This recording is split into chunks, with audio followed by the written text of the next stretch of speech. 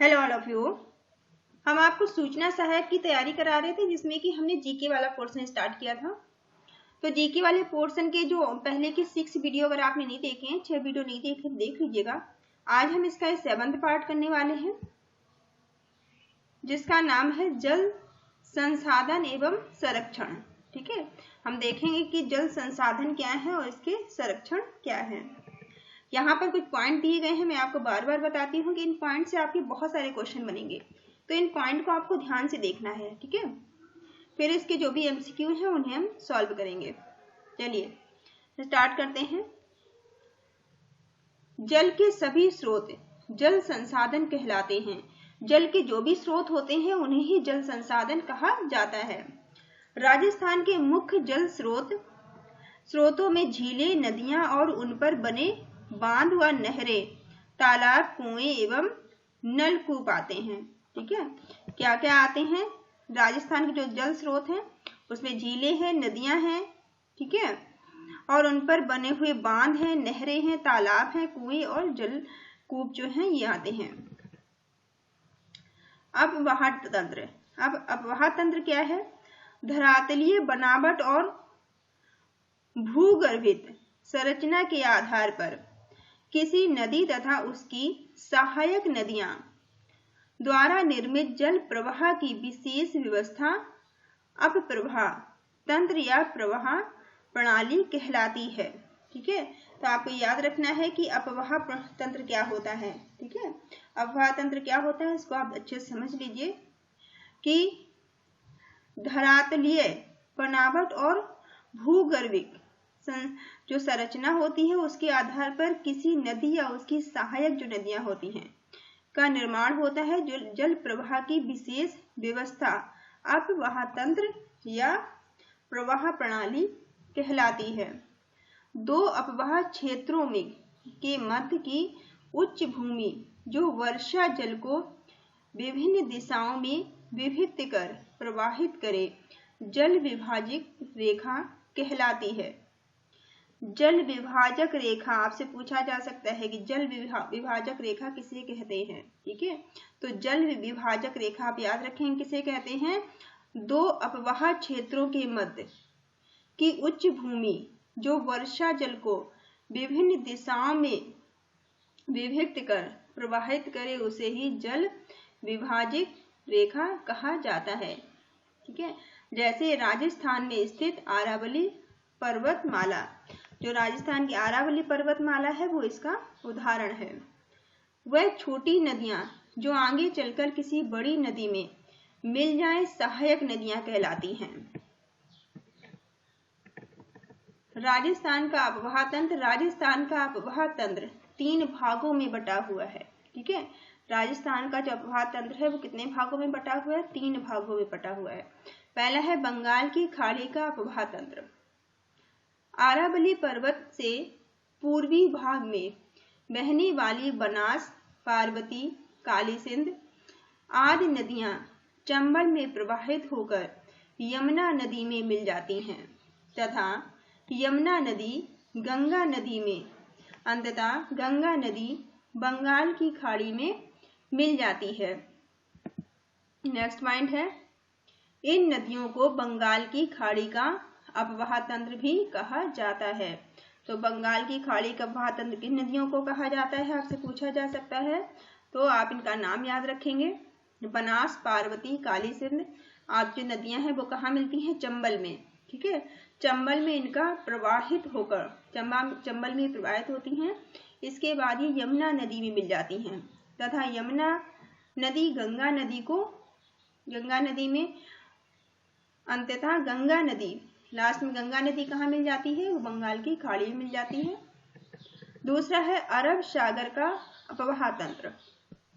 अब अरब सागर का अपवाह तंत्र क्या है? अरावली पर्वत से पश्चिमी भाग में बहने वाली माही, लूनी, साबरमती, पश्चिमी बनास एवं इसकी सहायक नदियों को अरब सागर का अपवाह तंत्र कहा जाता है।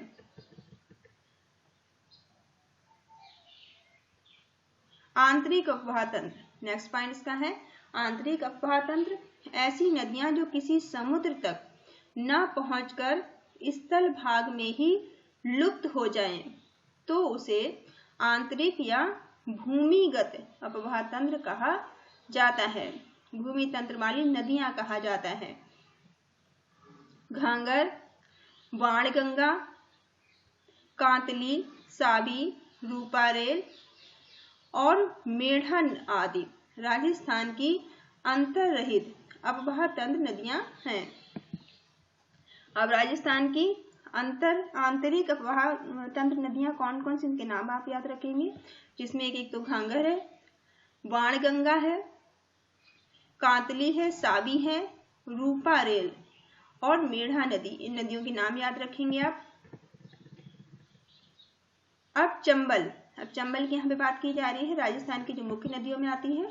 ठीक है, इस नदी का उद्गम स्थल मध्य प्रदेश में विंध्याचल पर्वत से है।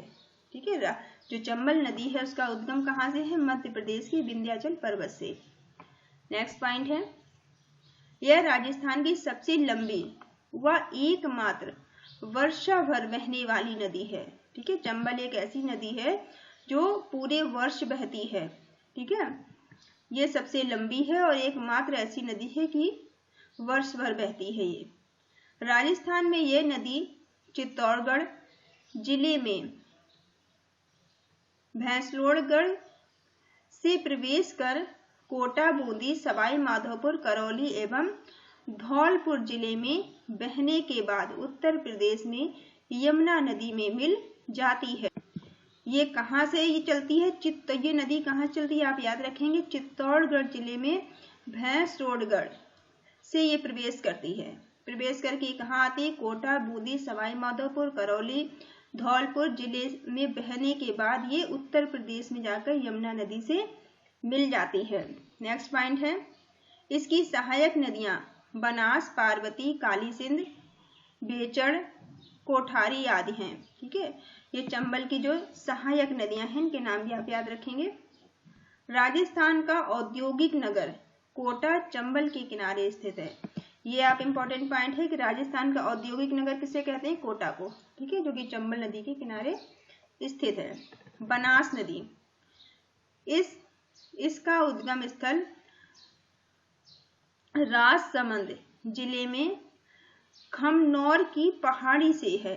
ठीक है, बनास नदी का उद्गम कहाँ से माना जाता है, राजसमंद जिले में खमनौर की पहाड़ी, नाम याद रखेंगे आप। यह राजसमंद चित्तौड़गढ़, भीलवाड़ा, टोंक जिले में बहकर सवाई माधोपुर में रामेश्वर के निकट चंबल में मिल जाती है।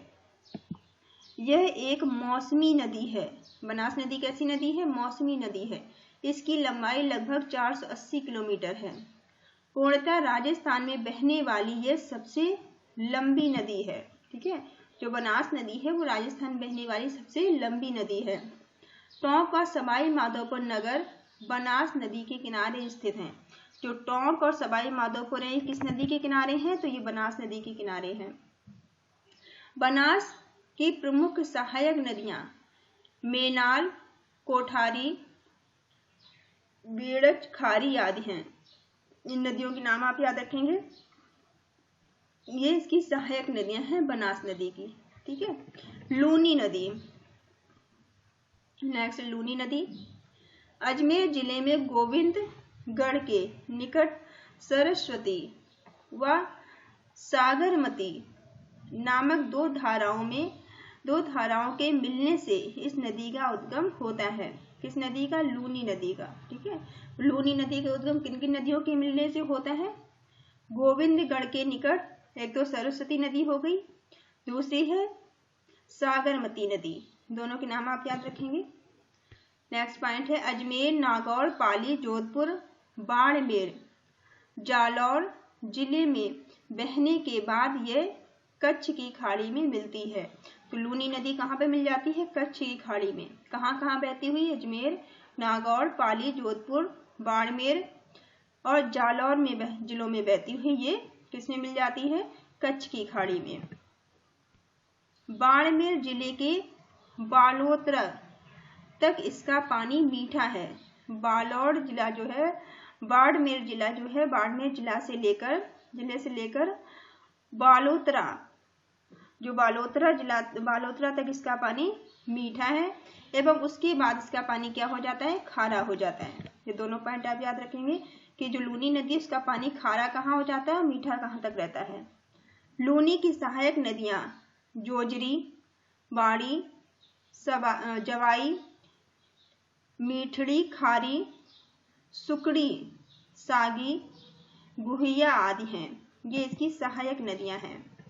माही नदी, अब माही नदी के बारे में देखिए। मध्य प्रदेश में विंध्याचल पर्वत से इस नदी का उद्गम स्थान है। माही नदी कहाँ से उद्गम होती है? इसका उद्गम स्थान है मध्य प्रदेश के विंध्याचल पर्वत। यह नदी राजस्थान में बांसवाड़ा व प्रतापगढ़ जिले में बहने के बाद खंभात की खाड़ी में मिलती है। ठीक है, माही नदी राजस्थान में कहाँ बहती है? बांसवाड़ा और प्रतापगढ़ में, और बहते हुए कहाँ मिल जाती है? खंभात की खाड़ी में। माही की सहायक नदियां सोम व जाखम है। माही की सहायक नदियां दोनों आप याद रखेंगे, सोम या फिर जाखम है। बाणगंगा, यह नदी जयपुर के बैराठ पहाड़ी से निकलती है। जो बाणगंगा है वो कहाँ से निकलती है? जयपुर की बैराठ पहाड़ी से। इस नदी का पानी भरतपुर में घना पक्षी राष्ट्रीय उद्यान में नम भूमि का निर्माण करता है। ये भी आप याद रखेंगे कि भरतपुर में घना राष्ट्रीय उद्यान है और जो बाणगंगा नदी है वो इसका पानी यहाँ पर क्या काम करता है? मट्टी को नमी करने का, भूमि को नम करने का काम करता है। इसे अर्जुन की गंगा भी कहा जाता है। बाणगंगा को, इम्पोर्टेंट है, बाणगंगा को अर्जुन की गंगा भी कहते हैं। घाघर नदी, इस अंततः प्रवाही नदी का उद्गम हिमालय प्रदेश में हिमालय पर्वत की शिवालिया श्रेणी से हुआ है। तो इसका उद्गम कहाँ से हुआ है? घाघर नदी का। घाघर नदी का उद्गम जो है हिमालय पर्वत की शिवालिक श्रेणी से हुआ है। ठीक है, उत्तरी राजस्थान में यह नदी हनुमानगढ़ में प्रवेश कर श्री गंगानगर में विलुप्त हो जाती है। ठीक है, उत्तरी राजस्थान में कहा हनुमानगढ़ में प्रवेश करती है और श्री गंगानगर में ये विलुप्त हो जाती है। इसे प्राचीन सरस्वती नदी का अवशेष माना जाता है। घाघर नदी को ही प्राचीन सरस्वती नदी का अवशेष भी माना जाता है। राजस्थान की मुख्य नदी घाटी परियोजना। अब राजस्थान की मुख्य नदी घाटी परियोजना क्या है? नदियों पर बांध बनाने से जल विद्युत उत्पादन, सिंचाई, पेयजल आदि कई प्रकार के उद्देश्य पूर्ण होते हैं, इसलिए इन्हें बहुउद्देशीय परियोजनाएं भी कहा जाता है। भारत के प्रथम प्रधानमंत्री पंडित जवाहरलाल नेहरू ने इन्हें आधुनिक भारत के मंदिर भी कहा है। ठीक है, भारत के जो पहले प्रधानमंत्री थे पंडित जवाहरलाल नेहरू, उन्होंने आधुनिक भारत का मंदिर किसे कहा है? तो उन्होंने आधुनिक भारत का मंदिर ये इनको कहा है नदी घाटी परियोजना को। राजस्थान की प्रमुख नदी घाटी जो परियोजनाएं थी इन्हें। ठीक है, चंबल परियोजना। अब चंबल परियोजना क्या है? यह राजस्थान और मध्य प्रदेश की संयुक्त परियोजना है। जो चंबल परियोजना है वो राजस्थान और मध्य प्रदेश की जो है संयुक्त परियोजना है। इसके अंतर्गत कुछ 4 बांध बनाए गए हैं। जो चंबल परियोजना है इसके अंतर्गत 4 बांध बने हुए हैं। गांधी सागर बांध मध्य प्रदेश के मंदसौर जिले में स्थित है। जो गांधी सागर बांध है वो कहाँ है? मध्य प्रदेश के मंदसौर जिले में है। राजस्थान में चित्तौड़गढ़ में राणा प्रताप सागर बांध तथा कोटा में जवाहर सागर बांध व कोटा बैराग है। ठीक है, अब चित्तौड़गढ़ में राणा प्रताप सागर बांध है, याद रखेंगे आप, ये चित्तौड़गढ़ में है। और कोटा में एक तो जवाहर बांध है और कोटा बैराज है। ठीक है, इन दोनों को याद रखेंगे। इस परियोजना से दोनों राज्यों को जल विद्युत एवं सिंचाई की सुविधाएं मिलती हैं। कौन से दोनों राज्यों को? राजस्थान और मध्य प्रदेश को। माही बजाज सागर परियोजना। अब माही बजाज सागर परियोजना क्या है? यह परियोजना बांसवाड़ा में माही नदी पर है। ठीक है, माही बजाज सागर परियोजना जो है वो बांसवाड़ा में माही नदी पर है। राजस्थान और गुजरात की सम्मिलित परियोजना है। ये राजस्थान और गुजरात की सम्मिलित परियोजना भी है। इस परियोजना से दोनों राज्यों को जल विद्युत और सिंचाई की सुविधाएं मिलती हैं। बीसलपुर परियोजना। नेक्स्ट क्या है? बीसलपुर परियोजना। इस परियोजना यह परियोजना टोंक जिले के टोडा रायसिंह नगर के पास बीसलपुर गांव में बनास नदी पर है। जो परियोजना आप याद रखेंगे, ये तो बनास नदी पर है। वो कहाँ पे है? तो ये परियोजना कहाँ पे? टोंक जिले के टोडा रायसिंह नगर के पास बीसलपुर गांव जो है उसमें ये बनास नदी पर है। याद रखेंगे आप। सेकंड, इस परियोजना से जयपुर, अजमेर, टोंक आदि क्षेत्रों में पेयजल आपूर्ति की जाती है। ठीक है, किन किन जिलों में यहाँ पे पेयजल मिलता है इस परियोजना से? जयपुर, अजमेर और टोंक जिले में। ठीक है, अब सरदार सरोवर परियोजना। नेक्स्ट कौन सी है? सरदार सरोवर परियोजना गुजरात में नर्मदा नदी पर गुजरात, मध्य प्रदेश, महाराष्ट्र और राजस्थान की संयुक्त परियोजना है। ठीक है, इस परियोजना से राजस्थान के दक्षिण पश्चिम में नहर द्वारा बाड़मेर एवं जालौर जिले में सिंचाई तथा पेयजल सुविधा उपलब्ध कराई जाती है। अन्य परियोजनाएं, दूसरी परियोजनाएं और क्या है? पाली जिले में जवाई नदी पर जवाई परियोजना है। याद रखेंगे आप इसे भी कि पाली जिले में जवाई नदी पर जवाई परियोजना है। उदयपुर में मानसी वाकल परियोजना है। ठीक है, उदयपुर में कौन सी परियोजना है? मानसी वाकल।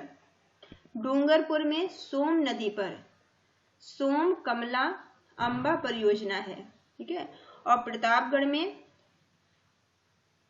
जाखम नदी पर, प्रतापगढ़ में जो जाखम नदी है उस पर जाखम परियोजना है। ठीक है, चलिए राजस्थान में मुख्य झीलें एवं जल संरचना।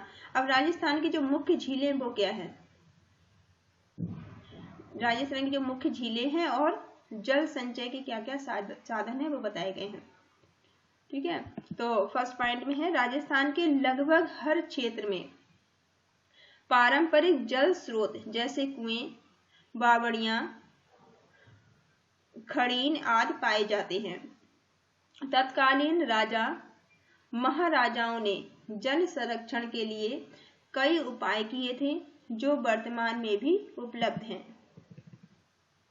उदयपुर के राणाओं ने उदय सागर, फतेह सागर, गोवर्धन सागर, रंग सागर आदि झीलों का समय समय पर निर्माण करवाया था। झीलों के नाम आप याद रखेंगे कि जो उदयपुर के जो राणा लोग थे, ठीक है, उन्होंने उदय सागर, फतेह सागर, गोवर्धन सागर और रंग सागर जैसी झीलें समय समय पर इनका निर्माण इन्होंने करवाया था एवं नहरों की सहायता से इन्हें आपस में जोड़ दिया, जिससे वर्षा ऋतु में जल एक से एक के बाद एक दूसरी झील में स्थानांतरित होता रहे।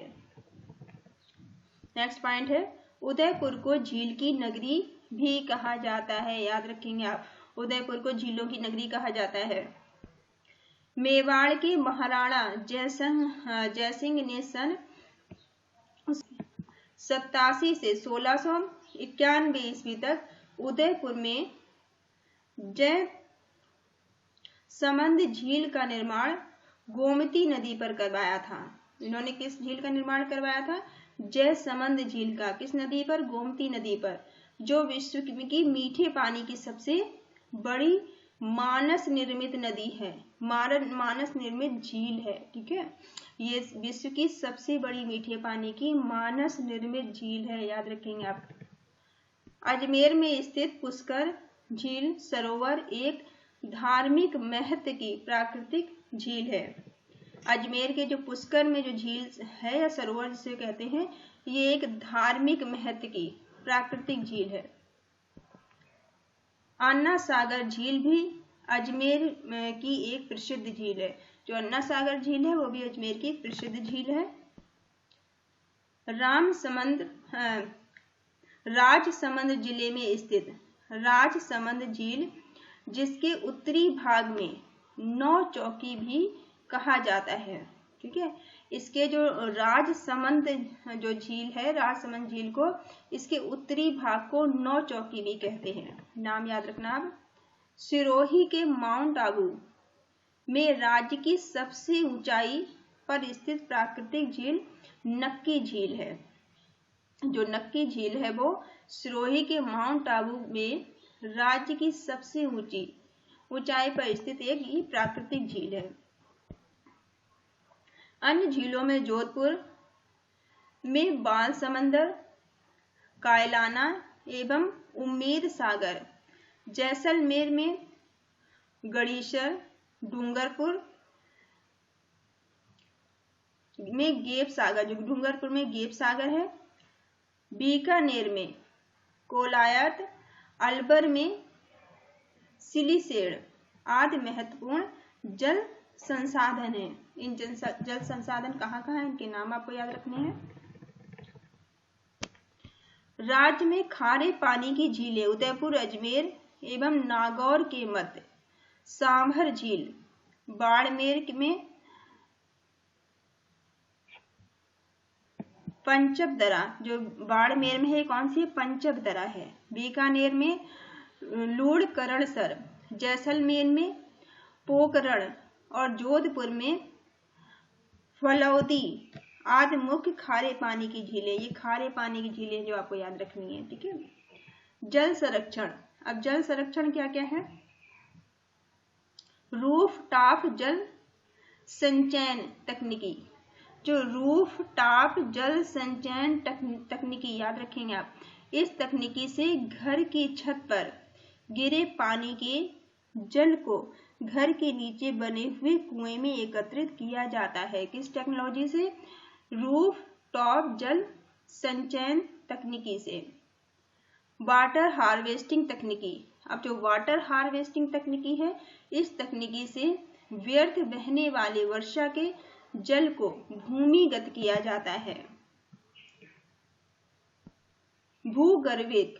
अब भूगर्भिक क्या है, भूमि के अंदर का, जो भूमि के अंदर का जल जो होता है।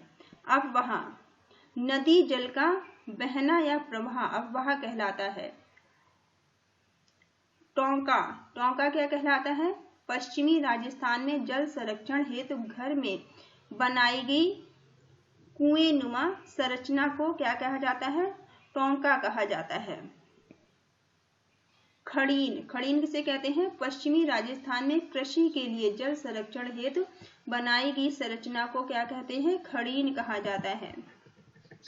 जोहड़। जोहड़ किसे कहते हैं, वर्षा जल रोककर, जो वर्षा का जल होता है उसे रोककर भूमिगत जल स्तर को बढ़ाने हेतु बनाई गई संरचना को जोहड़ कहा जाता है।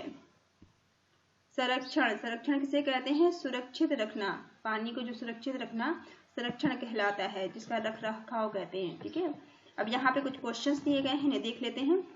पॉइंट को आप ध्यान से समझिए क्योंकि इनसे बहुत सारे क्वेश्चन बनेंगे। ठीक है, चलिए फर्स्ट क्वेश्चन आपसे पूछा गया है, बनास किस नदी की सहायक नदी है। जो बनास नदी है वो किस नदी की सहायक नदी है, तो बनास जो है वो चंबल नदी की सहायक नदी है। माही बजाज सागर परियोजना कहाँ विकसित हुई थी। ठीक है, जो माही सागर बजाज परियोजना है ये बांसवाड़ा में है। ठीक है, पश्चिमी राजस्थान में जल संरक्षण के लिए घर में बनाई गई कुएं नुमा संरचना कहलाती है। ठीक है, पश्चिमी राजस्थान में जो जल को बचाने के लिए, जल के संरक्षण के लिए जो कुएं नुमा संरचना बनाई गई उसे क्या कहा जाता है, उसे टोंका कहा जाता है। अर्जुन की गंगा किस नदी को कहते हैं, तो अर्जुन की गंगा बाण गंगा को कहा जाता है। ठीक है, क्वेश्चन नंबर 5, घना पक्षी राष्ट्रीय उद्यान राजस्थान के किस जिले में है, तो ये राजस्थान के भरतपुर में है। घना पक्षी राष्ट्रीय उद्यान याद रखना आप। क्वेश्चन नंबर 6, पश्चिमी राजस्थान में कृषि के लिए जल संरक्षण हेतु बनाई गई संरचना कहलाती है। पश्चिमी राजस्थान में जो कृषि के लिए जल संरक्षण किया जाता है उस परियोजना का नाम क्या है? तो इसका नाम है खड़ीन परियोजना। क्वेश्चन नंबर 7, निम्न में से खारे पानी की झीलें। खारे पानी की हमने कई सारी झीलें देखी, सबके नाम आपको याद रखने हैं, कोई भी आ सकती है एग्जाम में। ठीक है, तो यहाँ पे पिछोला झील है इस ऑप्शन में, तो पिछोला झील आप लगा लेंगे। खारे पानी की झीलें नहीं है। ठीक है, तो खारे पानी की झीलें कौन सी नहीं है? पिछोला झील खारे पानी की झील नहीं है, जबकि संभाग झील जो है वो खारे पानी की है। पंचप द्वार झील है ये भी खारे पानी की है, और लूणकरण झील जो सर है ये भी खारे पानी की झील है, लेकिन पिछोला झील खारे पानी की झील नहीं है। ठीक है, क्वेश्चन नंबर 8, निम्न में से खारे पानी की झीलें। अब खारे पानी की झीलें आपको बतानी है, हम देख चुके हैं खारे पानी कौन कौन सी झीलें होती हैं। ठीक है, तो ये पंचप दरा जो है ये खारे पानी की झील है। ठीक है, और ये हमने देख लिया यहाँ कौन कौन सी झीलें हैं खारे पानी की। क्वेश्चन नंबर 9, राज्य की सबसे ऊंचाई पर स्थित प्राकृतिक झील। सबसे ऊंचाई पर प्राकृतिक झील जो स्थित है उसे क्या कहते हैं? उसे नक्की कहा जाता है। ठीक है, क्वेश्चन नंबर 10, झीलों की नगरी। झीलों की नगरी किसे कहते हैं? उदयपुर को। उदयपुर को झीलों की नगरी कहा जाता है। मानसी बाकल परियोजना किस जिले में है? तो मानसी बाकल जो परियोजना है वो उदयपुर में है। आई होप ये क्वेश्चन आपको समझ में आए होंगे। तो इस वीडियो को ये रखते हैं, इसके नेक्स्ट वीडियो में आप इसका 8th पार्ट देखिएगा, आजीविका के प्रमुख साधन। ठीक है, और कंप्यूटर वाले क्वेश्चन आप ध्यान से देखते रहिए, जो भी कंप्यूटर के क्वेश्चन है, क्योंकि कंप्यूटर के सबसे ज्यादा क्वेश्चन आपके आने वाले हैं। ठीक है, उसके बाद आपके सेकंड नंबर पे जीके आएगी और थर्ड नंबर पे आपका रीजनिंग का कुछ क्वेश्चन आएगा। तो कंप्यूटर वाले पे और जीके वाले पे आपको फोकस करना है, क्योंकि जीके एक दिन में तैयार नहीं होगा और कंप्यूटर के सबसे ज़्यादा क्वेश्चन आएंगे। तो इसकी तैयारी आप स्टार्ट कर लीजिए और अच्छे से करिए। Thank you all of you, thank you for watching.